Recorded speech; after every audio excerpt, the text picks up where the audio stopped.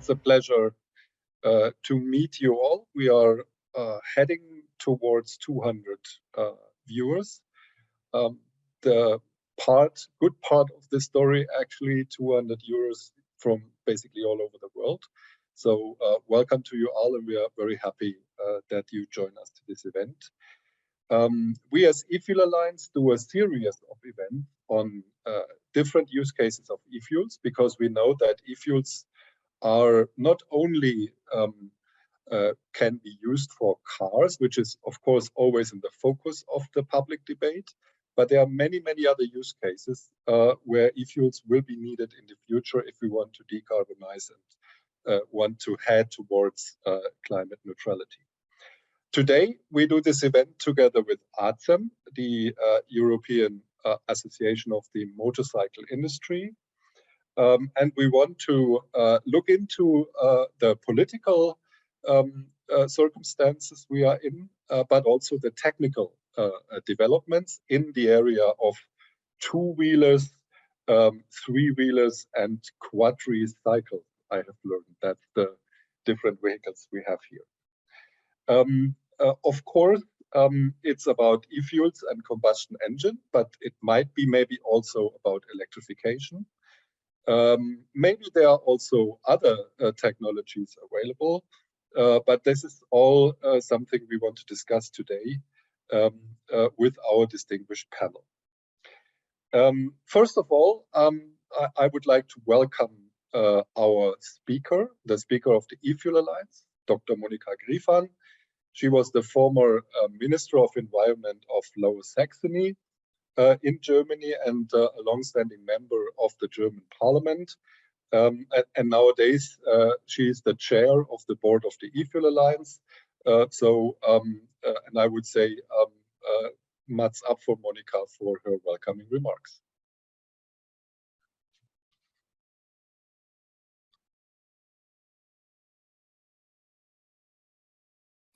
Good afternoon and welcome to today's event, Bridging the Gap to Climate Neutrality, the case of eFuels for motorcycles. I'm very pleased that you are joining us at our event to discuss ways to defossilize the motorcycle sector. Special thanks to the speakers who will provide us with policy and industry insights today. Because it is clear the consequences of the climate change that are already being visible today will inevitably lead to a necessary shift towards sustainable solutions in all sectors. The transport sector in particular has been a sector that has been few reductions in emissions in the past. It is therefore all the more important to promote all solutions that contribute to achieving the climate targets. This includes electrification, of course, but also the rapid ramp up of eFuels. Let's look at the motorcycle sector. 30 million two-wheelers were on the roads in 2019 in Europe. These need to be powered sustainably. For that, eFuels are needed. But an all-electric approach to new registration is also an unnecessary risk. Not only do many jobs depend on the classic drive engine, there is still a lack of charging infrastructure, sufficient green electricity, or critical raw materials throughout Europe. I'm convinced that we need all solutions we can technically offer, but be it electro or synthetic fuel. The real question to answer is how we reduce emissions as fast as possible. Meaning, how do we stop burning fossil fuels and replace them with sustainable solutions? A technology mix will accelerate this. Recently, the European Parliament made a huge step into this direction by amending the Renewable Energy Directive. For the first time ever, the European Parliament decided on quotas for renewable hydrogen and eFuels. That's the right way, and I hope this can be maintained in the upcoming trialogue negotiations. I'm curious what insights the panel will give us on the state of technologies and their view on the way to climate neutrality in the motorcycle sector. Again, welcome, and I hope you enjoy our event. Yeah, thank you very much, Monica. I said already in the beginning, we do this event together with ACEM, the European Association of Motorcycle Manufacturers. ACEM includes 18 national associations and also 18 manufacturing companies. And also, we are proud to say that ACEM is a member of the eFuel Alliance.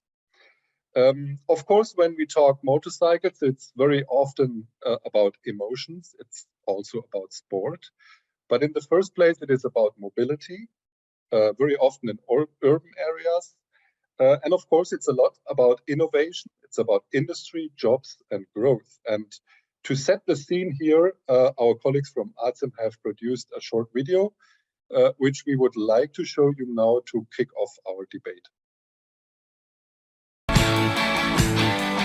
To those who ride them, powered two-wheelers, or motorcycles and mopeds, are loved for obvious reasons. Value for money, time saving, a low-polluting travel option, and an opportunity to use the vehicle simply for the pleasure of it. And they are popular. More than 40 million are on the road in Europe, with 1 million built across the EU and 1.4 million sold in 2019 alone. And for their makers, the scale and scope of the industry is lucrative, with 43 factories and R&D centres across the EU and the UK, undertaking the manufacturing of vehicles, trading, design, and much more. The scale grows further when considering the extended network of companies active in retail and wholesale, of vehicles, repair and maintenance operations, and the manufacturing and sale of protective equipment, such as gloves and helmets, suits, boots, and much more. Financially speaking, the motorcycle industry is an economic growth engine. Across the EU, it generates 21.4 billion euros of GDP, a higher sum than that of Venice, Malaga, and Palma de Mallorca, or the entire economy of Iceland. It also supports 389,000 jobs and creates 16.6 billion euros in tax revenue.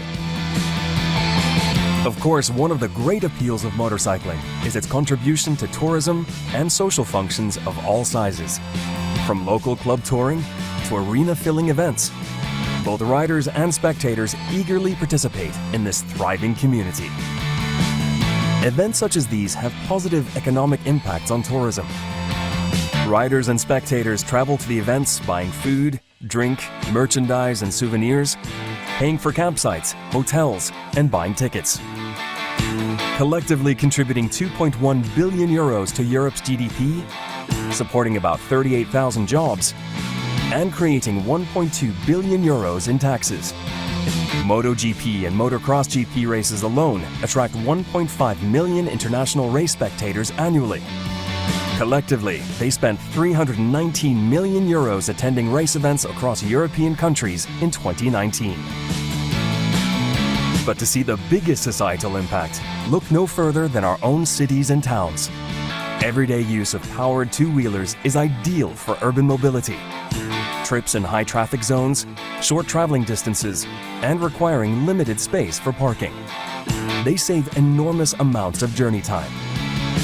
If only 5% of European car commuters switched to motorcycles, the aggregate time savings would be 21.2 million days per annum. Two-wheelers are very affordable due to their low fuel and operating costs. Commuting by motorcycle costs about 1/3 of the amount needed to use a car. And environmentally speaking, the average two-wheeler on the streets emits less than half of the CO2 of an average-sized car. Even better, the more common smaller two-wheelers produce even less than that. So it's clear to see, powered two-wheelers offer significant benefits to the European economy, to European mobility, to European citizens, and to the environment.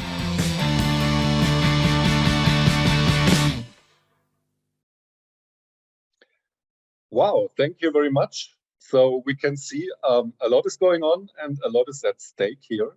And of course, climate neutrality, even though the motorcycles are not regulated yet, is a issue all over the place, and that goes, of course, then also for this sector.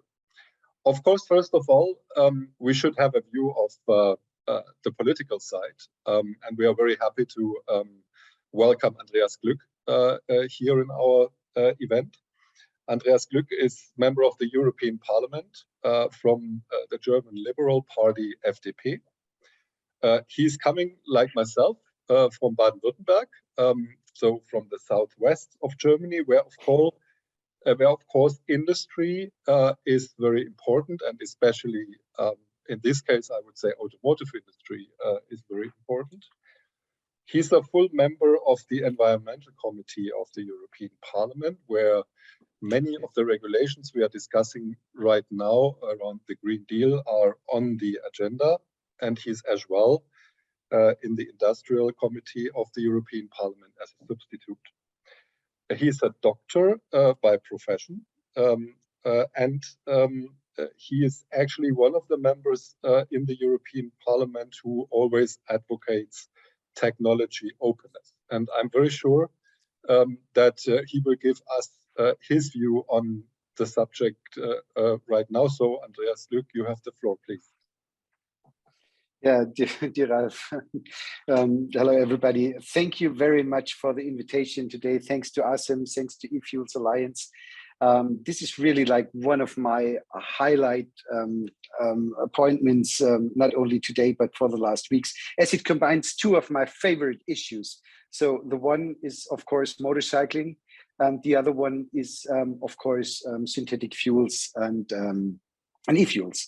So in generally speaking, in my political work, I really, as has already been explained, I really work hard for technological neutrality. Why? Because I believe that politics should go for a good, ambitious framework, but it's not the parliament which can decide which concrete technology might be the best for the future. So in my belief, we should set a framework. So I'm a huge friend of the ETS also for the transport sector. I really believe this is really important because this brings us a defossilization, but is like at the same time a technological neutral approach. So there is need for action. Huh? We want to go away from fossil fuels. So where do we, or where the better question is, where do you want to go? So on one hand, there is the possibility of synfuels or biofuels. There is the possibility of hydrogen used in a fuel cell, or maybe hydrogen to burn in a combustion engine, or of course, the possibility of battery electric motorcycles.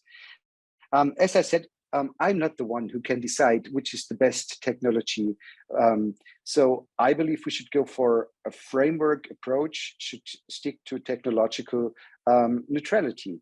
I believe it is very, very ambitious. So if I ask myself the question, is there possibility for battery electric motorcycles? I don't really know if this is such a good solution. Maybe we hear something from KTM later, because with KTM Freeride, I believe you already have these bikes for several years. But the problem is, I believe it is even harder to electrify a motorcycle compared to a car, because here we have the problem with if you just want to add electric motors directly to the tire, you have the problem with the rotating mass. So it's really bad for the handling of such a motorcycle. So it's quite ambitious. It could be a possibility, but I don't really know what's the best thing. And what I believe was like really good, what Monika Griffer mentioned before, when it comes to battery electric mobility, I don't have anything against battery electric cars or even battery electric motorcycles. But at the same time, I'm convinced we shouldn't put all the eggs in the same basket. And I believe all those problems I just mentioned, which could be the right technology, which could be the right motor for a motorcycle, those problems are everywhere the same. It doesn't matter whether it's in Mattighofen in Bologna or in Munich. So the good news is, first of all, that there is no specific CO2 reduction target for motorcycles. And I believe there is nothing in the pipeline right now. So this is a very, very good news. Since 2020, of course, we have the Euro 5 standard for motorcycle, which is equivalent to the Euro 6 for cars.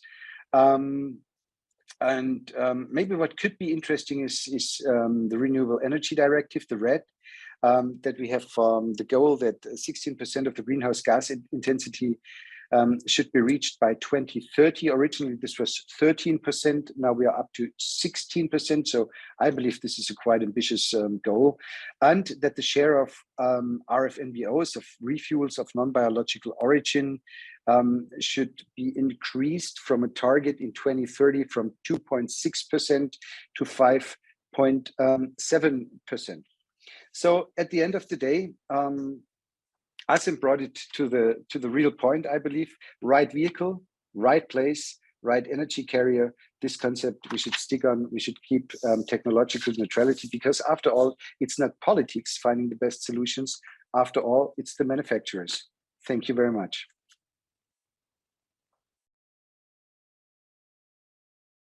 Thank you very much, Andreas Glück, for this introductory remark at the view from the European Parliament.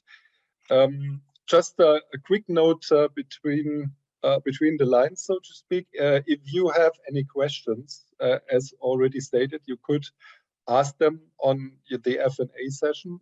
I would try to put them towards the speakers, and it would be good if you, when you ask a question, also add to whom you would like to ask me the question. We will have a Q&A session after all panelists have spoken, but if you have direct questions to one of the speakers, we can maybe also put them on right away.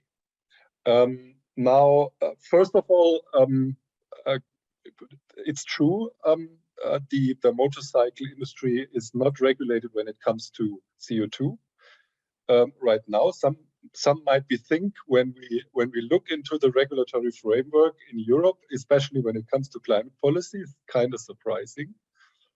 But it's also good to hear that it looks like there is nothing in the pipeline right now, because it would be also, of course, very difficult to bring this regulation forward at the end. But Mr. Glück, you mentioned ETS. Of course, that is a very interesting topic, and I think many of us also in the eFuel Alliance are in favor of the ETS, also the inclusion of transport sector into the ETS. But when I see the development, especially also in the European Parliament, concerning the concrete decisions which are made already or which are ahead, what is your take of the final outcome we will see on this issue at the end of the day? Because right now it looks a little bit more like a bureaucratic monster coming up than a real ETS system for the transport sector, to be honest. Yeah.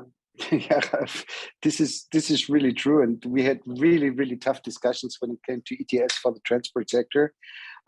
This was really tough, and at the end of the day, it was like things were discussed. Like, for example, should there be a difference between commercial cars and private cars, or not cars, vehicles? Actually, we're talking about vehicles, also motorcycles, of course. And I'm quite happy that we found a position in Parliament. Pro ETS, also for traffic, but as you really said, it's a bureaucratic burden at the moment, and so I hope that in trialogues we actually kick out the worst bureaucratic hurdles. But I believe it is so important that for the beginning we once started with ETS for the traffic sector, because ETS is a tool. We experienced it already in other sectors, industry. Or energy supply, that ETS is a wonderful instrument for reducing CO2 emissions or greenhouse gas emissions, and at the same time sticking to technological neutrality. So after all, I believe this is the best possibility. And so, yeah, of course, it's complicated and maybe it doesn't look like as I wished. But at the same time, it's like we opened the door, a gap for ETS in transport sector. And now that the door is open, even though not as open as we wish, yeah, but it's open a little bit, and so we can continue working on this for the future, because after all, ETS proved that it's a good tool for CO2 reduction and at the same time for technological neutrality. Yeah, all right. Thank you very much for that. And maybe one question to add from a anonymous, so to speak. I have a question for Mr. Glück. Is, in your understanding, your vision about motorcycle industry and e-fuels shared amongst other MEPs, or maybe even a majority of the MEPs? It depends on, on who you're talking to. I have, you know, like the discussions we have here in Parliament, and I don't really know whether maturity lies there, because it's like really tight in like either one or the other direction. And because of that, I just said it is so important that we opened this gap ETS a little bit. Yeah, you could see how tight this is. So there is no maturity you can already see from far away. So it's like really tough discussions. When it comes to motorcycles, I believe that most of my colleagues don't have the issue of motorcycles on their agenda yet. Also the Commission, because this is the reason I believe, I mean, I'm really happy about this, you know, that the Commission didn't come up with an idea to regulate CO2 emissions in motorcycles yet. One day they will. There is nothing in the pipeline right now, but I believe when the motorcycle sector is really increasing, and you could actually estimate that there will be an increasing motorcycle sector in future, because you have less fuel. You need less fuel. It's cheaper. It's better. You just demonstrated it perfectly in your video before. And so, if people really shift to motorcycles, then it's a matter of time till the Commission comes up with the idea of a regulation for motorcycles, and then it's like really hard to see where the majority goes. But as I said before, as I fought for this already for cars, technological neutrality, and actually we failed. You know, the majority was the other way around when it came to the combustion engines. But I believe that the arguments on motorcycles are slightly different. It is so much harder to electrify a motorcycle compared to a car, especially when it comes to the mass factors. So, for example, if you have a rotating mass, for example, in a motorcycle, it makes huge difference. Like you can, in a car, you can attach the electric motor like pretty much to every wheel. If you do that with a motorcycle, I believe this could be ambitious. But after all, I'm not an engineer. I'm a medical doctor. I'm a politician. So it's like up to the manufacturers to find the best solutions. And this is what I fight for. But no idea where the majority goes. But it's clear for what I will fight for. All right. Yeah. Thank you. Thank you very much. On that. So actually, since we have plenty of engineers in the call, I would suggest we move on with our panel. Andreas Glück told us that he will also be in the call for the Q&A session. So more questions can be asked later. And we have two motorcycle manufacturers actually here. To start with, I'm very pleased to introduce Karl Maria Grugel, from the motorcycle manufacturer KTM from Austria. He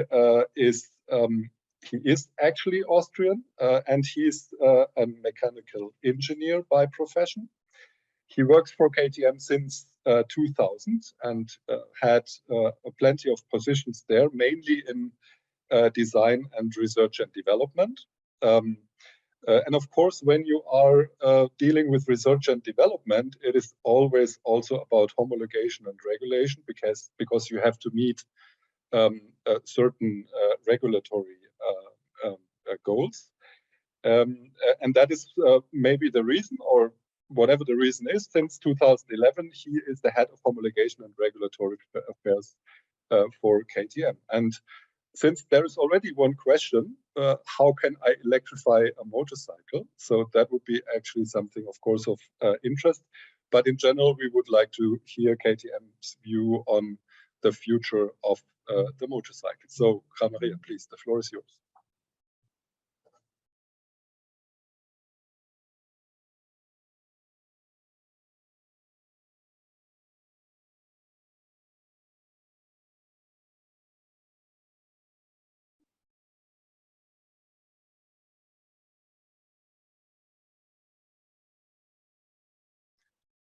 I think you need to unmute Yeah. yourself. Yeah, There we sorry. go. Okay. Here. Yeah, thank you, Ralph, and sorry for this minute of silence. I just needed to look where, when I share my screen, the button for unmuting the microphone is hidden. Yeah, yeah. Thank you for the kind introduction. And actually, yeah, my presentation will be twofold. So it will start with a part that is related to the aspects of the ATSEM, so the entire motorcycle industry's sector. And the second part of the presentation will then put some light on how KTM as a motorcycle manufacturer is going to bridge the gap to climate neutrality. But let's start with the motorcycle industry's perspective. So the association as such had already been introduced quite nicely. Yeah, in fact, the ATSEM is representing 18 leading manufacturers, 30 world famous brands, and also 20 sector-specific industry associations are members of ATSEM. So ATSEM is the voice of the motorcycle industry in Europe. Well, when it comes to decarbonization, there is, and not just decarbonization, but I think we need to talk about mobility and the future of powered two-wheelers in the sector of mobility in general. There is one key question that needs to be answered, and this question is, how can the industry deliver to ensure that powered two-wheelers better respond to the current and also, of course, to the future mobility needs of citizens in a European Union set to become more sustainable in the coming decades. And to answer these questions, ATSEM has developed a very comprehensive strategy, which is called the Vision 2030 Plus, which is the motorcycle industry's vision towards a sustainable mobility in Europe. And this Vision 2030 Plus is addressing four main challenges, which are climate change, local pollutants, noise, and road safety. And when we are talking about decarbonization, the first pillar, climate change, but also the second pillar, local pollutions, will be addressed. Well, and how this is done from the industry's perspective, I will show you in more details here.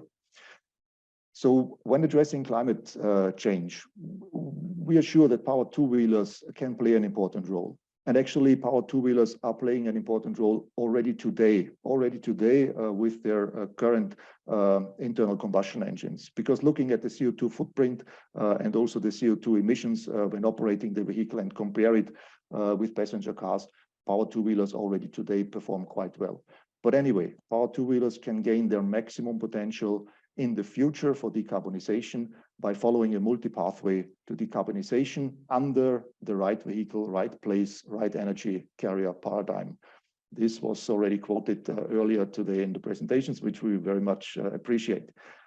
So, but what does this mean, a multi-pathway to decarbonization? Well, actually, this means that any technology, so be it existing technologies, new technologies, but also technologies that will come in the future, which we might not even know of today. Any of these technologies which can support the decarbonization of transport shall be supported in a way that grants a level playing field in the market.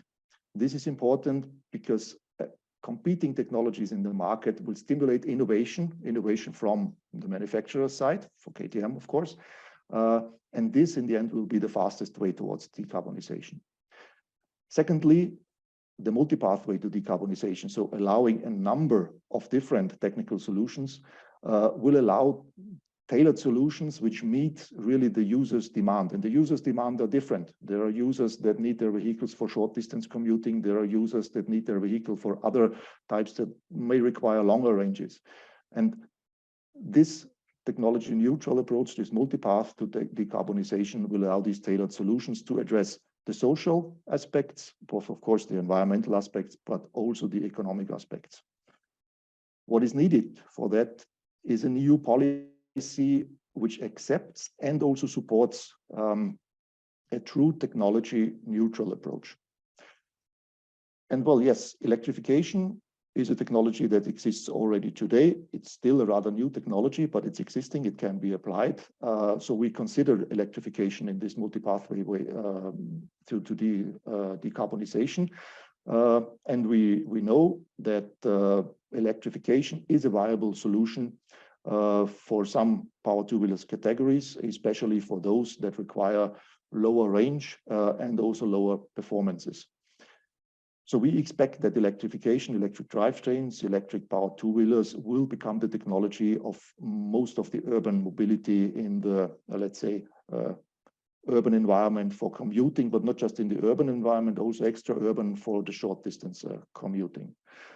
But what we also know is that electrification is not a suitable solution for some other specific use cases, for motorcycles and L category vehicles, which require higher performances and higher range.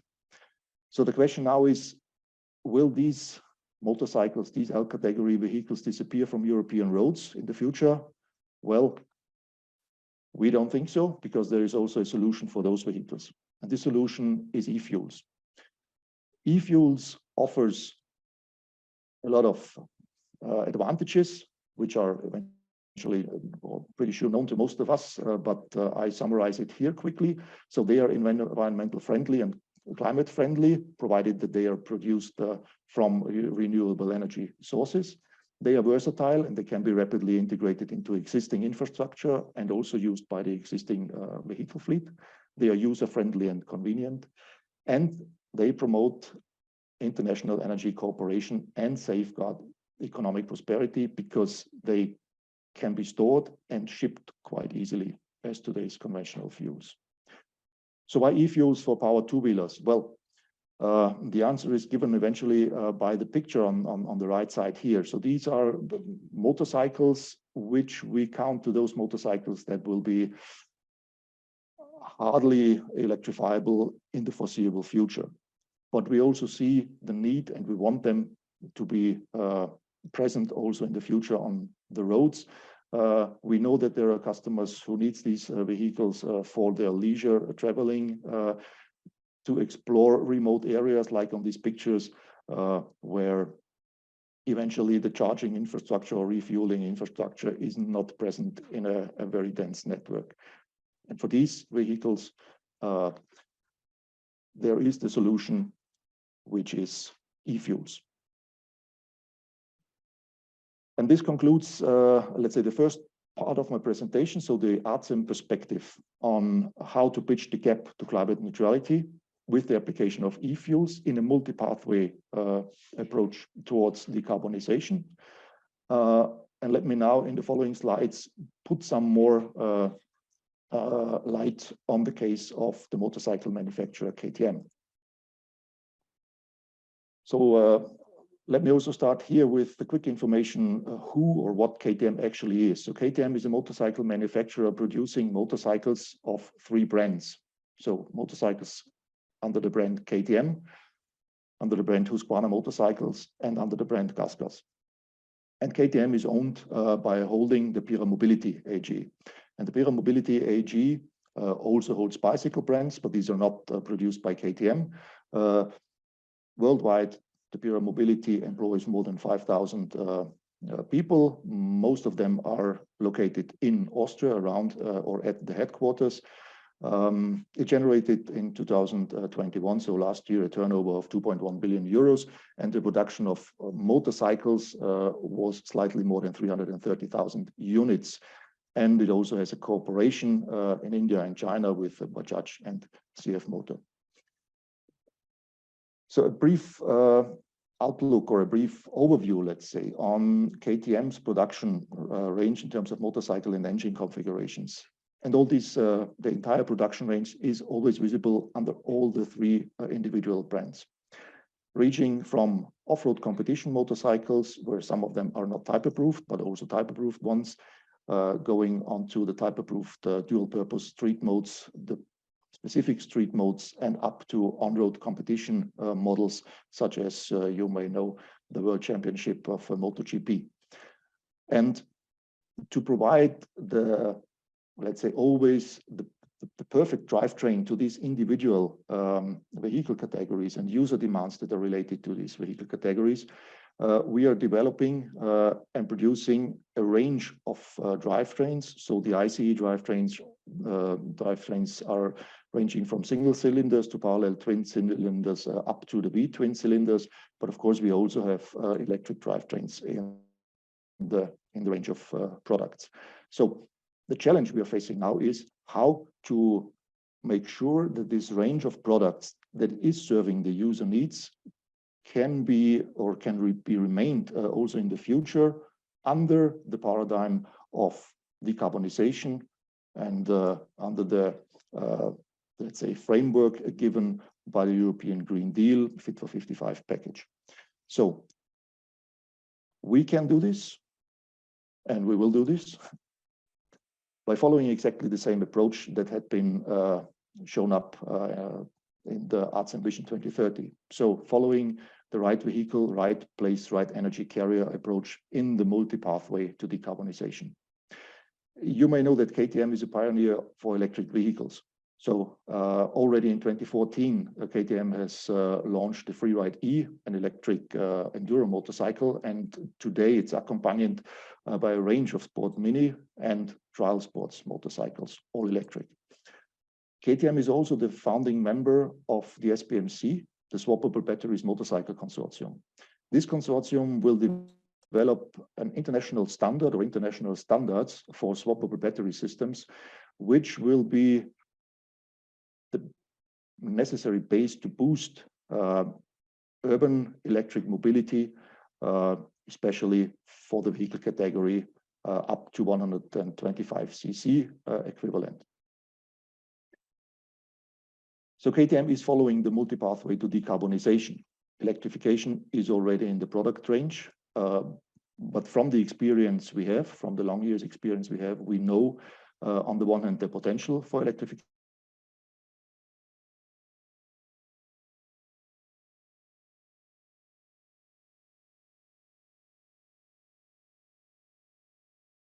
Okay, now it seems the internet connection.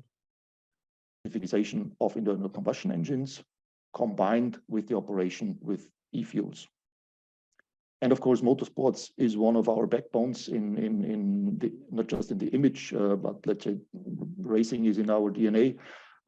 So of course, we're also looking what is going on in motorsports. And here we see also maybe a trend, but activities at least to introduce eFuels. So for example, as of 2022 in the MotoGP, so the Road Racing World Championship, eFuels will be introduced with the goal to substitute the conventional racing fuels in the following years. So what KTM is doing, we are really following a technology neutral approach because we see this really as a driver for research and innovation. We want to see the competition of technologies in the market because this is also our motivation for research in new technical solutions, but this is also a motivation to further develop existing technical solutions. So the competition of technologies will also be beneficial for existing technologies like electrification. And eFuels, of course, we know from the research we did so far that eFuels can substitute conventional gasoline today. So we tested this in some of our engine configurations. But above this, we also see much more potential in eFuels, specifically in eFuels that are designed for applications in new engine generations, which then will allow to increase efficiency, reduce the emissions. And so eFuels are seen also as a long-term solution and not just as a temporary bridging solution towards decarbonization.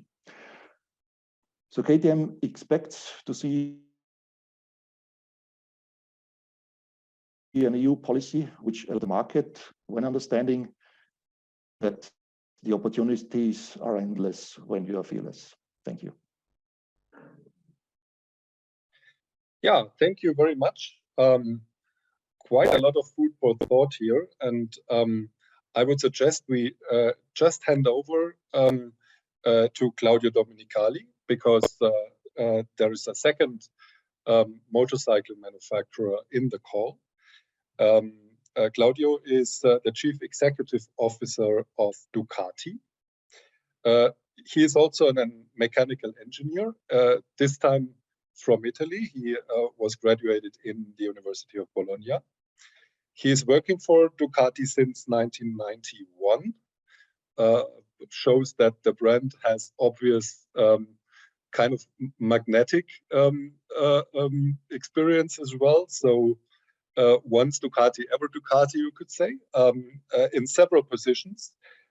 He was Director of Product Research and Development, General Manager of Operations and Product Development. And in 2013, when Ducati joined Audi, and with Audi, the Volkswagen Group, Claudio was appointed as CEO of Ducati Motor Holding.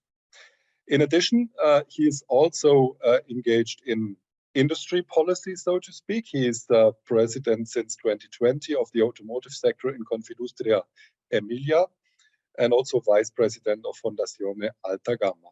Welcome, Claudio Domenicali, and the floor is yours.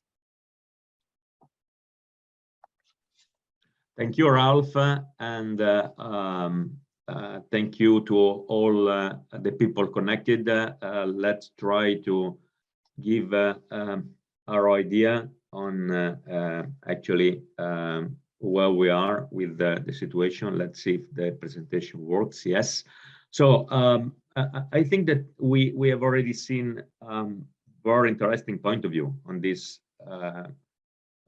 need of finding a solution for our world, and I've appreciated very much really people that spoke before me and how actually there is a deep understanding, and so let's try to put a little bit more food for thought and basically to understand where we are. So Ducati, it's a very peculiar manufacturer in which we yes, you can use our bike for mobility, but basically we are not into mobility, and this is the same for some other bike manufacturer that actually really offer product that they are much more for entertainment or experience, let's call it leisure. And so we have a global world, and so at the very end, you don't need to buy a Ducati, but actually you like doing that, you know. And so at the very end, life is also about having pleasure and enjoying life. And so we need to find a way to make it in a sustainable way, to be really honest. And then this, I think, it's a one core point. We are very much connected to racing.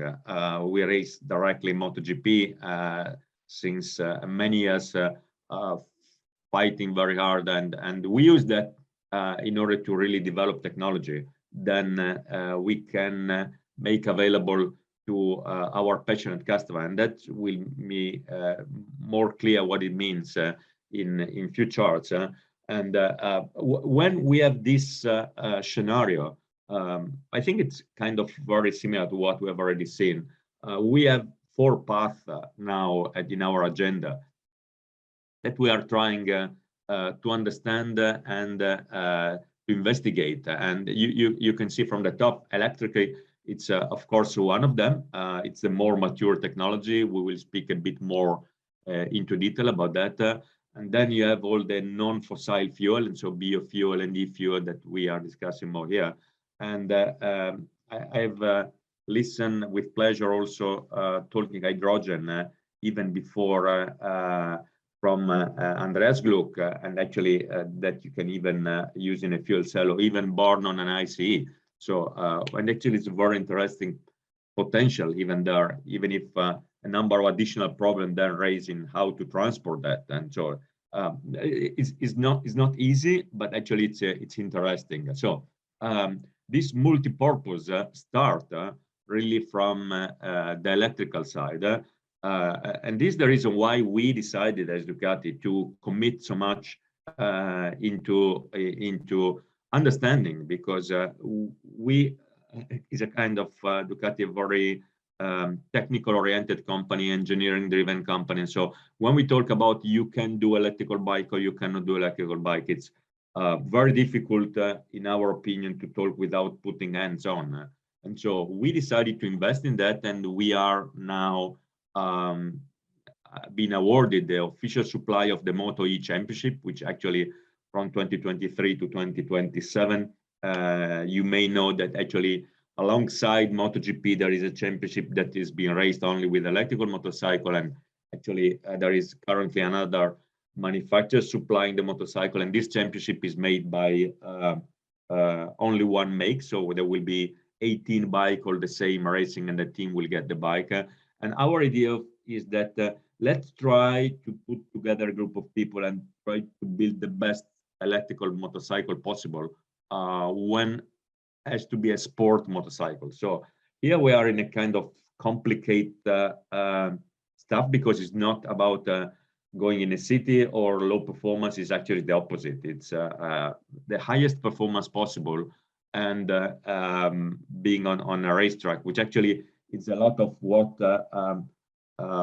different bikers ask about their vehicle, so to get emotion and performance.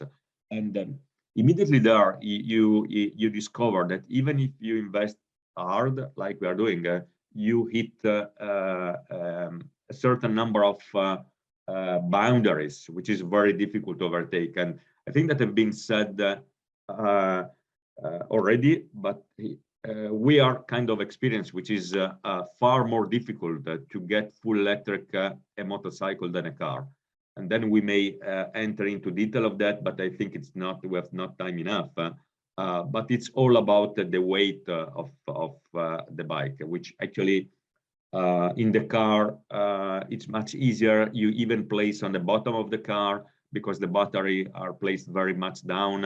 And so the center of gravity get a big advantage. On the bike, that is much more complicated. And then you get immediately into a heavy motorcycle. So the Moto E, which is in the picture, it's, in our opinion, probably the most advanced electrical things on two wheels.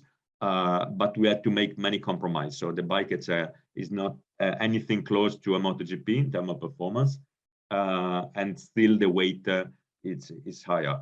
Technology will get better, battery will evolve, but we are kind of experienced which are the limit of technology. This is the reason why actually that I made a mistake here. We come back. We still work hard with our partners, and Shell will speak after me, in order to get internal combustion engine into the non-fossil fuel approach. And so from 2024, the minimum 40% in the championship of MotoGP will be non-fossil. And we committed with all the other manufacturers that the whole championship will be carbon neutral from 2027. So all the fuel used will be non-fossil origin. And that, if we come back to one of the first chart of the presentation, will help a lot ourselves in understanding all the potential and how we can benefit out of that, and then to release for production. So long story short, our vision is that, again, we would like to have a combination of using electrical when it's possible and needed, and maybe in our idea, maybe even a bit higher than what the KTM was presented before in terms of performance and potential, but very difficult or very complicated to get into the long tour or high performance, high emotional vehicle for a certain amount of time, let's say for this decade for sure. And then there's a lot about actually, in my opinion, when we take into consideration all the relevance of the industry that have been shown, of taking the right time and following the right openness in mind, having a very clear goal that we want to decarbonize our industry and our sport. So that's all on my part, and of course I'm here even in the next session for any possible question. Thank you very much, Claudio. Very interesting, and also some questions are already coming in concerning some subject which were touched upon. So there will be additional food for answers later on. So please, again, if you have any questions, pass them through in the F&A button. We will have time to answer them later on. And in addition to that, Claudio will also be available for our guests from the press and media. So to all journalists here, we have in the aftermath of this event, another Zoom room organized where you could ask additional questions if you want. And Ramona will send through the link to that right now in the chat, so that you can participate if you wish. Now, going from the motorcycle producers, manufacturers, to the fuels, then of course it's never only about the technology to burn fuels or to propulse vehicles. It's also about the fuels themselves. We have two people now, two experts now in the call concerning the fuel side. First of all, I would like to introduce Wolfgang Warnecke. He's the chief scientist of mobility for Shell, a smaller and medium-sized oil and energy provider, so to speak. Also, Wolfgang is a mechanical engineer, so we have really a bunch of engineers around here. This time, the PhD comes from Germany, and it's an PhD in automotive engineering from the Technical University of Hamburg. Wolfgang is actually a leading and well-published expert in the field of lubricant development as well as fuel development, but also vehicle testing and technology, and also in retail and automotive fuels development. So quite a wide range of experience. And he is Shell's chief scientist since May 2011. He was awarded already, and in 2005 with the Professor Ferdinand Porsche Prize. I don't think there are many prizes with better names available, at least around when it comes to vehicles and motors. He was prized actually for his work on synthetic fuels development. So welcome to our event here, and we are very interested to hear your perspective. Wolfgang, please. Yeah, thank you, Ralf Diemer. Thank you, everybody, for the invitation, and great to see especially Claudio here as a close and strong partner for us for a long time. Actually, Shell is committed really on the net zero emission energy transition for 2050. So we really are very committed to move along the pathway of sustainability. But quite interestingly, when I heard all the previous talks, I think unfortunately, since a few months, all of us have not to focus only on sustainability, but I think the three main targets like availability, accessibility, and affordability of energy is something important as well. So I think we have a multi-dimensional target for at least for the near term, if not for the long term. So we in Shell are actually, the slides are not moving forward. Please, can somebody, oh, now it's coming. We are really well prepared along all the pathways on different fuels. And there are basically sort of four groups or four pillars. The one is, as mentioned earlier, also better and more biofuels, especially advanced biofuels. We come to that one later. Actually, gas, starting with natural gas, but also moving into biogas, something very important, simply also because natural gas already today, despite all the availability discussions in the moment, is definitely CO2 reducing in the combustion itself, even as a fossil source. Hydrogen, I think several times mentioned, and something most important as an energy carrier for the future. And then last but not least, what to do with the electrons in transport, whether to use them directly as electrons or to move them and convert them into e-fuels as it was discussed earlier. Next slide is not moving with my, thank you. So I think this one is a slide which has this graphic version of, I think, some of our ideas, and everybody mentioned it, whether all the different options we have. And not to go through all the details, but basically three options for ultimately clean vehicle drivetrains, also for motorcycles. And if I say a clean vehicle, I mean on the right side, I think it's important to understand that we do not have only the global emissions, but also the local emissions. And we need to rate each of these options against these parameters. So the first one, very clear, always we need to start from renewable energy sources, here especially renewable electricity, but not to dismiss the bio-based energies. Then convert the green electricity distributed, stored in a vehicle, and drive the motorcycle forward fully electric. Second option, use the green electrons through electrolyzers, produce the hydrogen, distribute and especially intermediate storage of the hydrogen, which maybe is one of the advantages. And then either ideally to use the hydrogen to fuel and produce onboard electricity in a fuel cell, with all the, and then drive full electric with all the difficulties of storage of hydrogen on board, as we all know, especially in the motorcycle. And the last option is simply still all around about the internal combustion engine, either fueled by advanced biofuels, waste-based fuels, as they will come more and more into discussion, or especially also on eFuels as the option. And last not least, for sure, also eventually, as Claudio just mentioned, also on hydrogen. So these are all the three options we have. And I think there's no golden pathway, but depending on the application, we may see and will see all three pathways. I think the expression, as mentioned earlier, the right vehicle, right place, right energy carrier for each of the applications. Next chart. Sorry, some technical problems here. Thank you.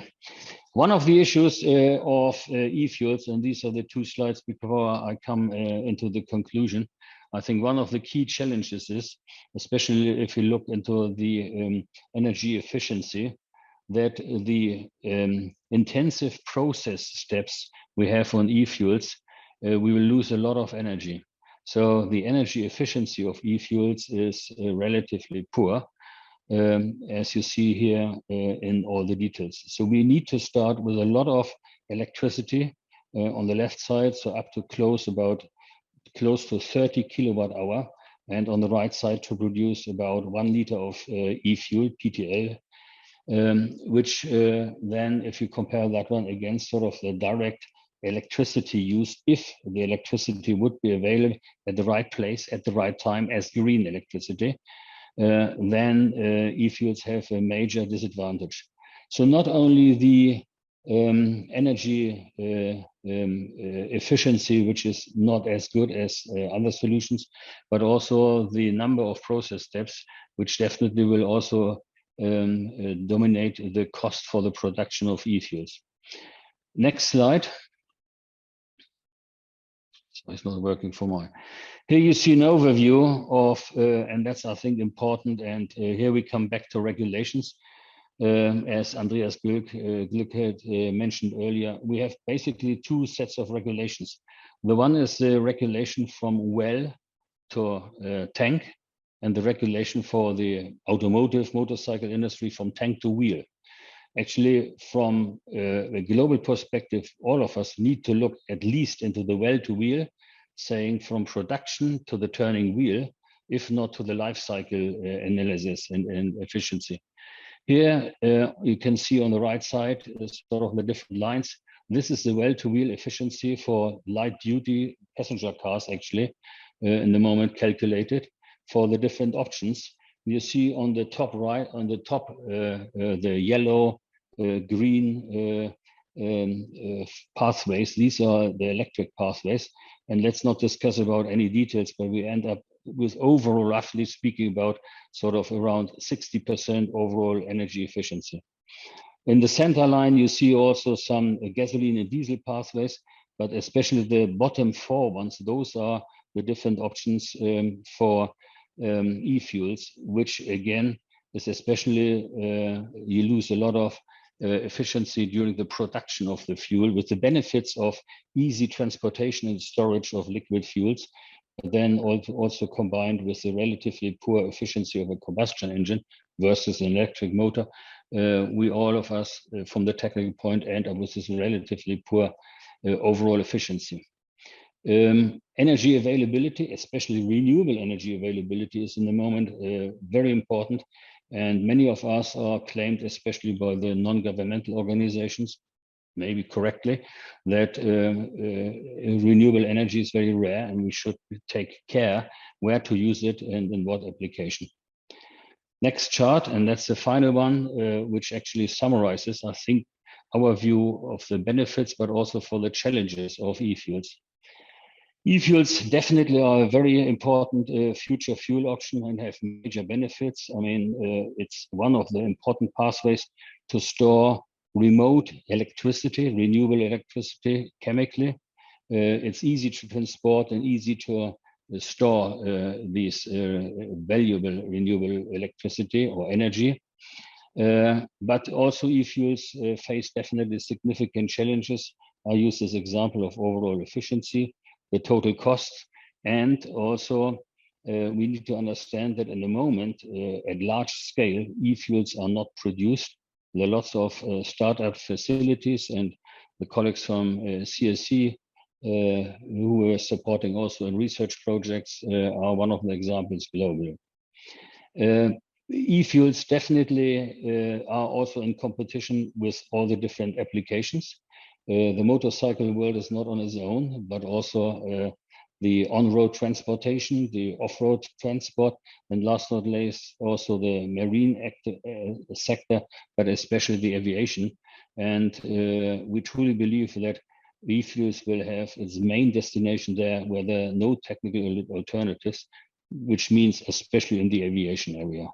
So that's, I think, where we believe that eFuels will definitely play a dominant role in combination, especially with regulations already in existing. I mean, up to very recently, there are no regulations promoting eFuels for on-road application, but they are mandatory in the future for aviation.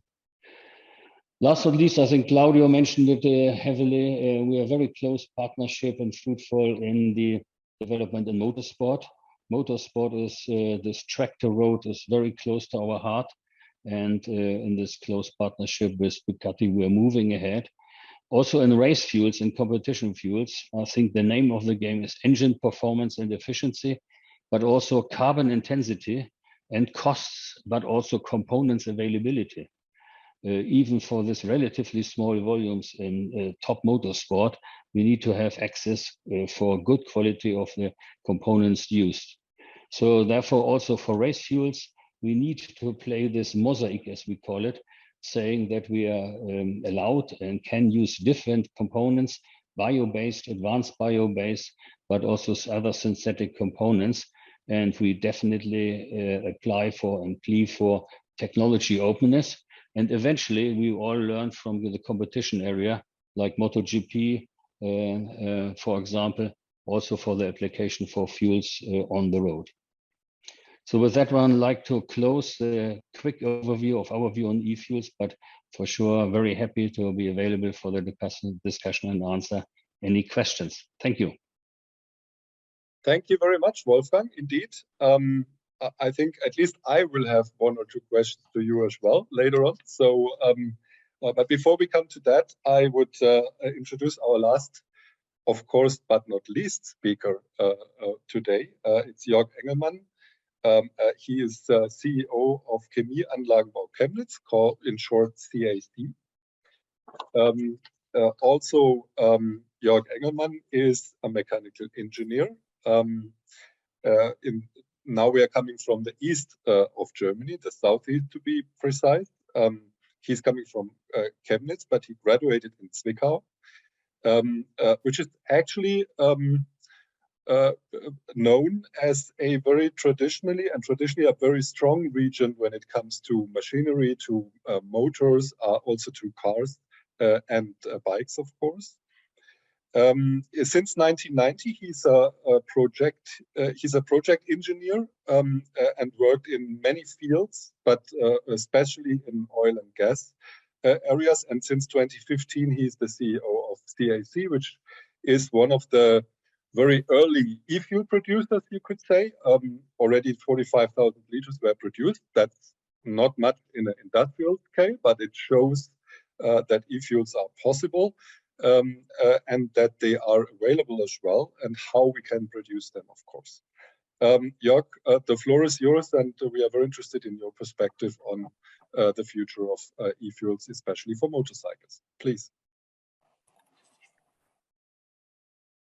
So, hello to everybody. I'm pleased to have a speech in this session, and I will focus on e-fuels produced by methanol, and I'm representing, as Ralf said, CAC. We are process-oriented plant engineering company, and we are developing own technologies starting methanol to gasoline. I want to start with some phrases out of an interview from Mr. Oliver Blume, as everybody knows, chairman of Volkswagen. E-fuels and e-mobility are complementary technologies. We have actually 1.3 billion combustion engines worldwide in cars, and we can confirm every % of e-fuels as an admixture will immediately reduce CO2 emissions, and by independent calculations with our technology, it will be around about 90%. So that's why we think that e-fuels produced in places where unlimited sustainable energy, as Mr. Blume said, are available and is cheap produced. And this is the trigger when it comes to feasibility. You need cheap sustainable energy. And we have also the same estimates that the price can be below $2 per liter can be achieved when using sustainable wind or solar power. Now, focusing on our technologies we have developed, our technologies are mainly for combustion engines, and later on you will see we're also in R&D stage of methanol to jet fuel. So these are our proprietary technologies, and we are sure that if favorable locations are used for the production of e-methanol, for example, the conversion can easily be done in the existing European or German refinery structure, or at places of energy producing companies. Why methanol route? Methanol, as everybody knows, has a higher energy density compared to hydrogen, is a very good carrier, and can be used for derivatives and for many of chemical products, as well as feedstock for the fuel production. We started already more than 10 years ago together with our R&D partner, the university in Freiberg, close to our office, in developing sustainable technology using methanol.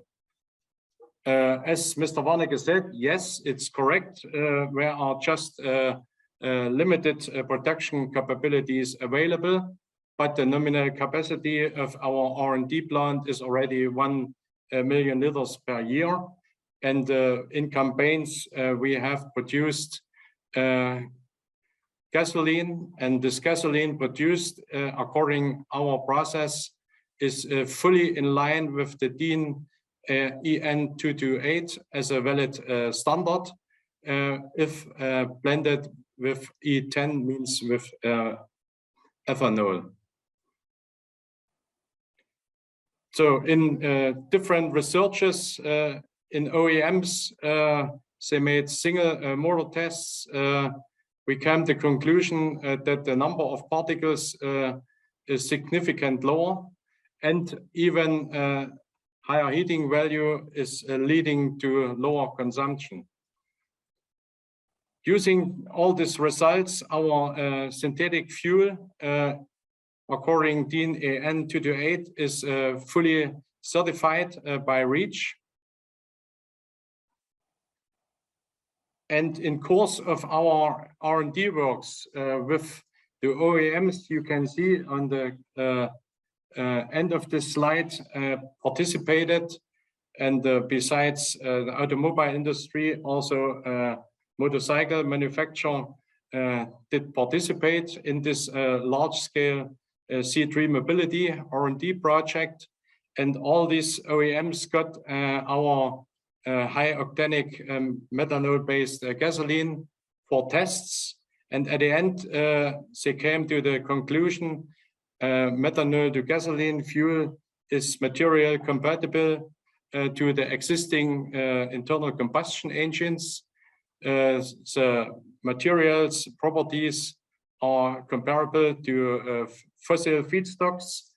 Methanol to gasoline product is a low soot formation potential available, and this product can immediately even used as a drop-in for blending with fossil fuels, or even since this product is in line with the valid standards as 100% clean gasoline.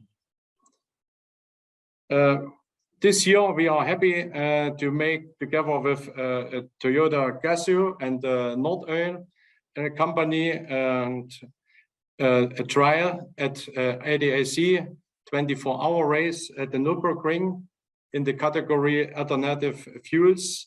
We made a test at first by using more than 2,000 liters. And at the end, the engineers of Toyota came to the conclusion to start at this race. And at the end, we finished at number 3 in the category alternatives fuels. But this was not so important. Important was that this stress test, 24-hour stress test with our gasoline, was very successful. That's why we are market ready with our process technology. Our quality we reach with the product is in line with the valid standards. We are reducing up to 90% CO2 emissions over the complete process chain with our product. And for sure, as others already said before, we can use the existing infrastructure. And this is also important for 100,000 of working places. We are market ready. What are the next steps?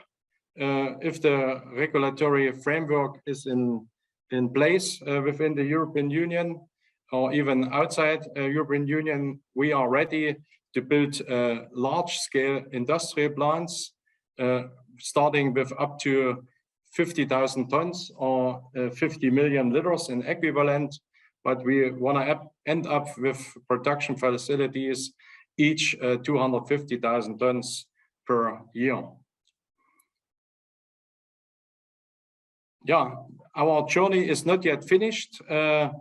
We continue working in R&D and using the experience from the methanol route. We are now on track to develop methanol-based jet fuel technology. And we are 100% sure that within the next 5 years, this can be also introduced to the market, having the advantage that besides kerosene, we also will introduce gasoline, synthetic gasoline again to the market. And this can be also used for sure, as we know, for race applications. So starting with RON 95 up to RON 102 as a blend, our synthetic gasoline based on methanol are available. And yes, that's why we think in a technology open approach, besides e-mobility or even fuel with hydrogen, also eFuels will have a place, and the community, not only in motorsports, is very high worldwide. Thank you for your attention. Finally, congrats to Ducati to reach Constructors World Championship title. Congratulations. Thank you for your attention. Oh, that was a great. With that, actually, we could close the event even. Yes. Thank you very much, Jan, for this insights. So we have some questions, and we have some time constraints. So I would suggest I pass one question to every speaker, because that fits basically in the subjects which were also raised in the questions. And Mr. Engelmann, I would like to start with you. I mean, one point besides the efficiency argument is also the cost argument when it comes to eFuels. So it's always criticized they are by far too expensive. And I assume right now, when you have basically laboratory conditions to produce, that's the case. But of course, we need large-scale production. And could you predict a little bit when you talk about this large-scale production, like millions of liters, where we would end up, or what is possible when in terms of production costs for eFuels? Yes, we made different case studies, even a case study for the area where currently Volkswagen Group is part of the investment. We know that in such regions, or even in the MENA region, solar energy and wind power energy is much more 4 to 6 times cheaper, like here in Western Europe. And that's why today we import crude oil from such areas, even from MENA. And in the future, we will import, for example, e-methanol to Western Europe. And considering in the whole process scheme, this low-cost availability of electrical power in the area, this is the trigger to come down with the price. And for sure, as today, we need large-scale production. That's why we will not build skid-mounted, small-sized plants. We know that the capacity must be minimum 100,000 or even 200,000 tons per year. That means in the equivalent 100 million or 250 million liters for each production facility. And these are the main points to come down to a price less than 2 euros. And this studies has been done. What we currently only need is the regulatory framework. Since we acting already in the large-scale industrial plant business, we are prepared with our technology to implement such technologies. For sure, considering that an investment needs between 3 to 5 years if this come on stream. That's why we think the politics is too slow to speed up the demand of reducing CO2 worldwide. But I see it not so black like Mr. Warnecke in regard of the feasibility of eFuels. Thank you very much. I think that would be also something Andreas Glück could be covering later on. But I have another question for him. But first, I would go again to Wolfgang Warnecke concerning the efficiency argument, which is, of course, well known.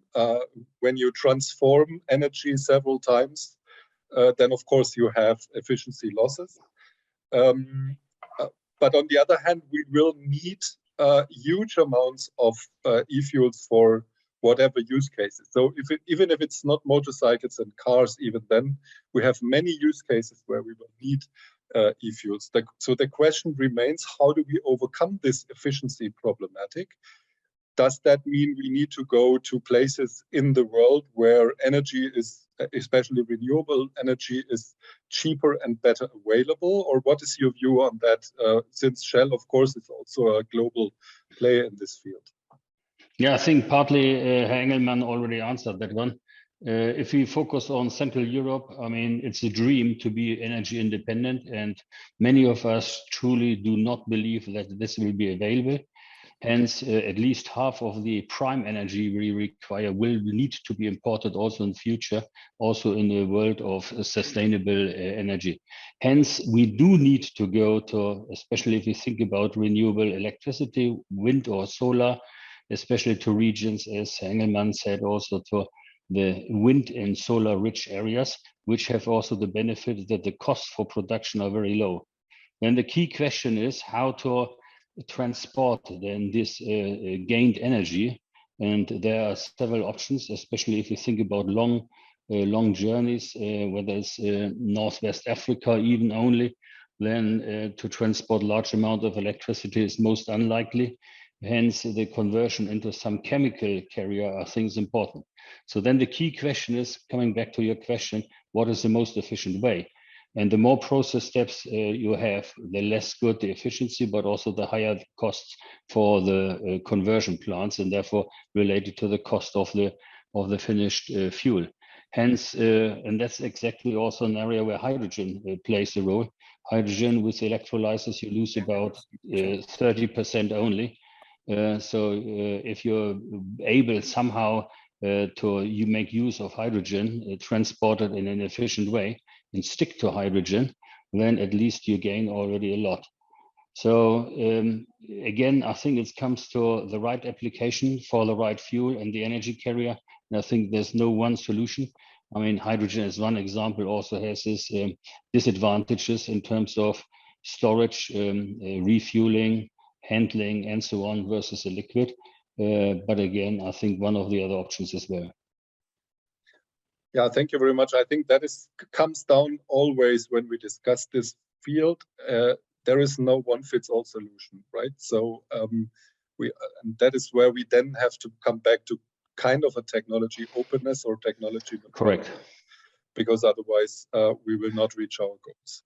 Mr. Engelmann, there are two questions in the chat which are specifically for you. Maybe you could kindly answer them by typing in the chat. That would be great. And I would pass over to Claudio now, because I think there are two questions concerning his presentation. There is one question from Victor Valverde. He appreciates your presentation with this, so to speak, multi-technology approach you are doing, but he asked the question, how affordable is that from an economic point of view? Because costs of R&D are very expensive, and maybe there is no return of investment from some development. So what are you answering to that? It's completely true. He's right. Actually, but we live in a world of uncertainty, and so it's kind of is the reason why we need to make the best out of the product we have now, and to make it sustaining the investment in the future. And actually, when you are into innovation, there is no you're not sure about what is getting out, and so it's absolutely like this. So we are opening different battlefield, and some of them are not even in the presentation, because as you can imagine, it's kind of a bit more confidential even. But it's completely finished the time in which the good old time of 20 years ago, in which actually you needed just to make a better engine, and with 5 horsepower, everything was done.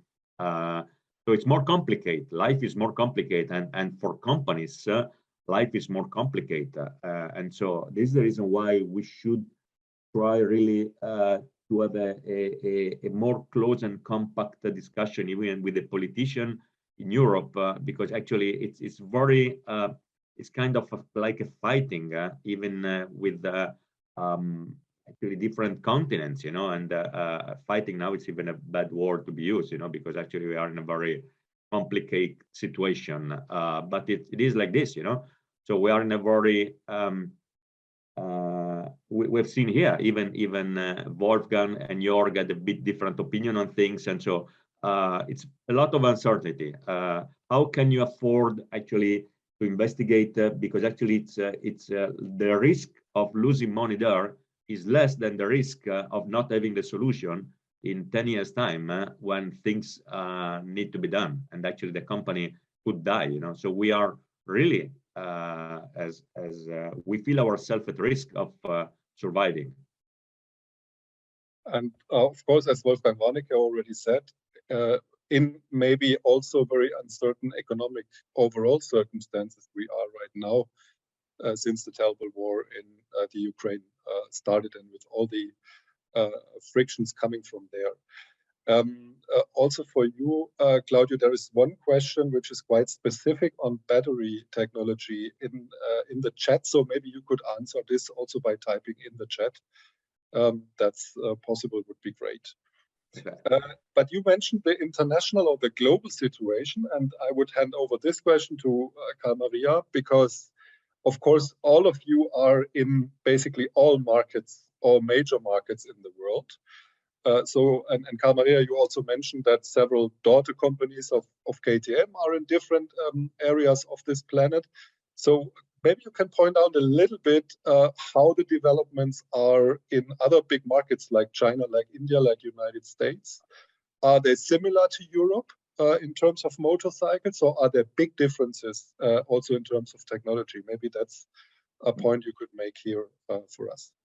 Yeah. Well, thank you first of all for the question. And yes, well, what we know from the experience of the past years is that, especially when it comes to measures related to the protection of environment, I think Europe is somehow setting the scene also for other regions in the world. However, of course, there is sometimes also a kind of timely delay, and these measures are not always put in place one-to-one in the same or similar way as it is done in Europe. But what we can see is that, for example, for the US, US is quite a fractured region in terms of requirements. But of course, there's California, which is usually setting the scene with regards to decarbonization. And there, of course, we experience similar ambitions towards decarbonization. But also in California, we unfortunately also see this non-technology neutral approach. So there is also a clear focus on electrification. And saying this even more, I do hope that at least in Europe, the policymakers will accept that this technology neutral approach is the better way to go for decarbonization. And then we hope that the other regions will follow the European example. So this is, for the moment, this is a hope, but also from the speeches I heard today, I still have some confidence that this could become true. Thank you very much. Also for you are some questions on emissions, so other emissions, not CO2 emissions. Maybe you could also answer them in the chat. And last but not least, I would come back to Andreas Glück. Having heard all that now, of course, uncertainty coming from several anchors. On the other hand, there is a huge political will and need to reduce CO2 emissions. One question here, for example, from Daniel Riesen was concretely to you, if there is no CO2 regulation for two-wheelers at the horizon, what could be a regulation pushing the industry towards decarbonization, except ETS, he's asking. With this question, you see there is, of course, a huge political pressure coming from several areas to push industry in general, doesn't matter which one, towards lower to CO2, to lower CO2 emissions. And of course, the climate change makes that also necessary. There is no doubt about it. So taking all this into consideration and see the Green Deal, I mean, we could talk about Renewable Energy Directive and many other areas which are on the table right now. What is your picture on that? Please give us your closing remarks, so to speak, from the political side. Yeah, thank you very much. So first of all, I believe the question you just mentioned what would be the right tools to reduce CO2 except ETS. In my belief, it is ETS.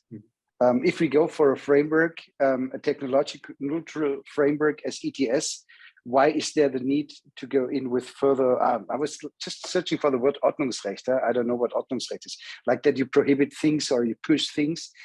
So, you know, it doesn't make sense to fight for a technological neutral way, and at the same time you just throw away the technological neutrality by going into detailed rules. So my answer would be there is no except ETS. There is ETS. Yeah. So this would be the first point. And if you allow, I would kindly maybe say one or two remarks on the issue we heard before.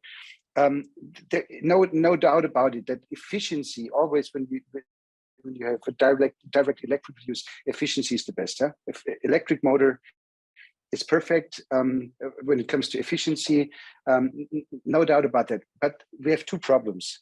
How can we ensure that we can charge our vehicles anytime? And so already today, for example, in Germany, we have a share of renewable energy. If you just extrapolate the figures from the first half of this year, we have a share of more than 48% of renewables in the grid. So this is, wow, this is astonishing. And it causes problems sometimes. Sometimes you have this lack of electricity when electricity is very, very expensive. But at the same time, very often we have too much electrical power in the grid.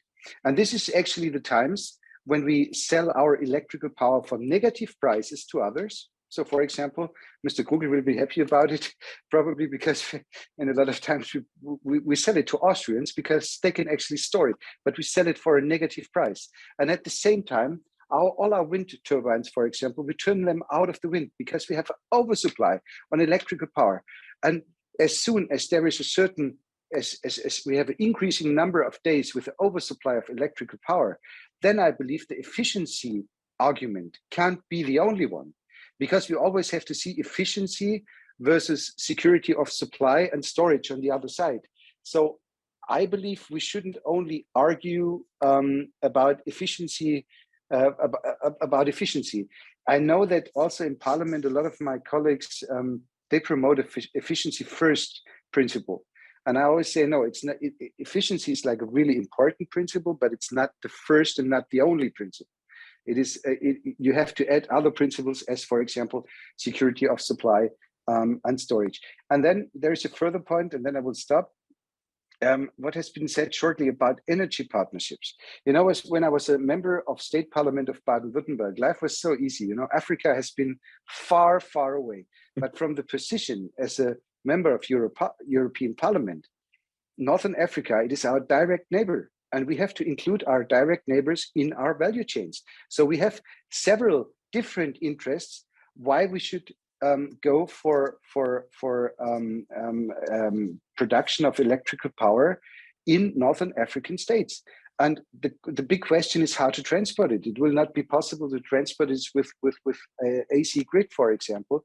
We should find new things. And one of those possibilities could be hydrogen, could be synfuels, whatever. And so I believe even though efficiency is not that good, we shouldn't like throw everything overboard in regards on synfuels because we say efficiency is too bad. Efficiency is not the only thing we're talking about. All right, thank you very much, Andreas Glück, for sharing and also participating. And that goes also, of course, to all the other speakers from my side. Thanks a lot. Something really interesting happened, because usually you say digital events should be short, because after 1 hour or so you start to lose the people. We are actually about to have 2 hours now, but we are far over time, but we only lost around 30 participants since then. So that's really exceptional. Still over 200 of you are here. That makes me thinking we had an interesting presentations and an interesting debate. I thank you all very much for that. Since we are doing this event together with ARCEM, I would like to hand over to Antonio Perlot now, who is the Director General, the Secretary General of ARCEM, for his closing remarks and also for ending the event. Antonio, please. Thank you, Ralph. Also from my side, a big thank you to all that have been involved in the event. I think it's been extremely interesting. I have a challenge here because we touched upon so many interesting points. I'm just reading my notes here, which are ranging from, of course, technical points of views, features about the market, the diversity in the motorcycle market, of course, the technical aspects of e-fuel production and the challenges it raises. We then talked about politics. We actually started from politics and we added geopolitics to that, not only in the context of today, but also thinking about the long term. What does it mean? Energy dependency, energy independency, all these points were raised. So I'm not an engineer and I will not attempt, given we're also over time, to summarize all the technical points that have been made. I'm a political scientist. I will only say that we started from acknowledging the fact that there is a contribution to the sector, by the motorcycle sector to the European economy. This is not only in terms of the jobs we bring, and we wish to continue to bring to Europe. And this is very important because we are looking at this transition when it comes to decarbonization in a very open-minded way in terms of the motorcycle sector.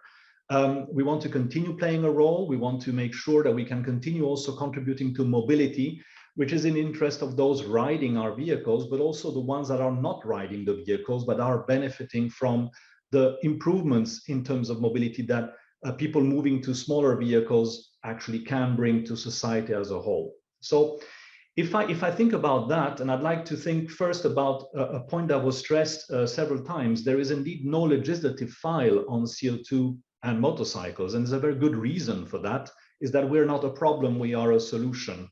Let me just bring a small analog element to this digital event.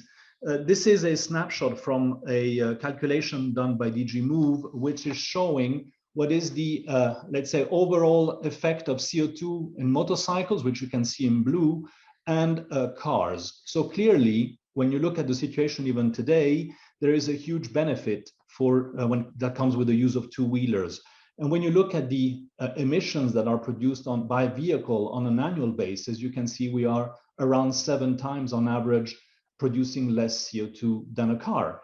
So clearly, this is the reason why Europe is not focusing on motorcycles to start with, and we believe we can bring a lot of pros, I would say, to the debate, but that doesn't mean that we want to stand still. I think this is also the important message we wanted to do with this common event. Why are we dealing with this issue if it's not a legislative issue? We know we are going to be at some point, let's say, involved in the achievement of improvements. We want to be a part of that because we know and we are subscribing to the Green Deal. We think this is clearly the direction that needs to be taken, but we want to be able to define what are the terms of that debate. So we don't want to be associated with what has been done for cars. We want to say there are specificities for our sector that are very closely linked to the specificities of the different kinds of vehicles that are produced by manufacturers. They go from urban vehicles, we looked at them, they move up to even 2, 3, 4-wheeled vehicles, very small ones for the urban environment. And then of course we have leisure and sports, which are another element. So we're much more diversified than the car industry.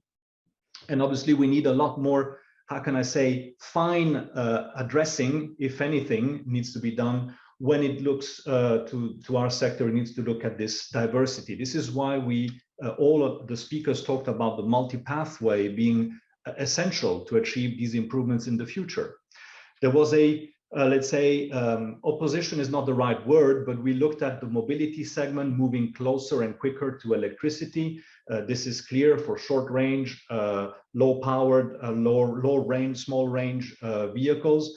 And for leisure, we identified we need something else. A variety of solutions have been mentioned, way too many to actually be summarized here, but eFuels clearly fit in there. Another thing that was raised by the speakers, and interestingly, Shell and CAC had a slightly different perspective. And I think this is really interesting in the debate. We're not, how can I say, all singing from the same hymn sheet. We're really trying in this kind of events to bring minds together and reflect.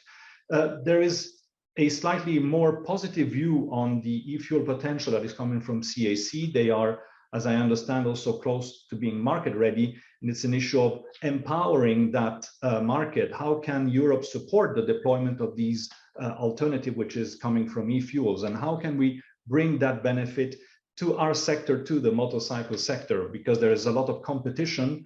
This is another thing that was raised on the usage of the eFuel that will be available in the future. So obviously, the more, I would say, the merrier, and in a way also the more affordable for the consumer, which in the end is a fundamental variable in this discussion. If people are not going to basically choose two-wheelers, they will probably move in a different way, but that is not necessarily, as we saw from the figures, a good thing. So how can we encourage the usage of different kinds of technologies to support this overall improvement of our mobility? One other point, and this is also my last one, Ralph, one but last, is the global perspective. This was touched upon. It is very important when we look at this, not only from the geopolitical aspect. We saw that eFuels will probably need to be produced outside Europe. So energy dependency, energy independency coming in the picture again as a clear issue. But also the economies of scale that go with the number of the quantity of eFuels that are going to be produced are also showing that the more production, the less the unit cost will be in terms of cost. So this is important. And when you look at the global perspective, Kalmaria was mentioning this, this point. There are, of course, Europe is at the forefront when it comes to vehicle regulations and environmental targets. It is also closely followed by other regions. California was mentioned. And I think in general, the world is looking at this issue of decarbonization, which is a global issue. It needs to discuss much more amongst the different regions. Take our world of motorcycling. Motorcycling in Europe is 40 million vehicles. We can decarbonize the existing fleet, which, by the way, will be on the road for at least 15 to 20 years, no matter when you take a snapshot. Those vehicles will be for 15 to 20 years. If you want to decarbonize, we need to have solutions that can be used on those vehicles. And if you look at the bigger picture, the rest of the world, there are hundreds of millions of vehicles when it comes to our kinds of vehicles in Southeast Asia, for instance. So clearly there, the potential of eFuels becoming an affordable way to decarbonize vehicles that would not be changed from one day to the other, because the cost and the purchasing power of people are fundamentally different than Europe. That's an interesting element, I think, to think about for the future. Which brings me to the last point I wanted to make before thanking everybody. If I can ask Anya to bring on the screen a slide. Hopefully it shows here. So we're very glad about this exchange we had today. I really wish to thank you all, not only the speakers, but also the organizers, the eFuel Alliance included, for this great exchange. We will have an ASEM event on the 6th of December, which is going to focus really on the vision on decarbonization. Kalmaria was mentioning our Vision 2030, which is available on the ASEM website. We will focus this time really on decarbonization, and we will have a hybrid event. We look forward to having some of you there and many of you online. So thank you from my side, and over to you, Ralph. Yeah, thank you especially to Lars Hummel for organizing. Thank you for our ladies from Full Midas, especially Ramona, who did the technique and the Zoom event. And thank you again to all of you for participating, and of course for all speakers to participate and to share your perspective. That was, I think, very interesting and very helpful. Yeah, leaves me to have you wishing a good afternoon and a nice second part of the week. Thank you very much, and bye-bye.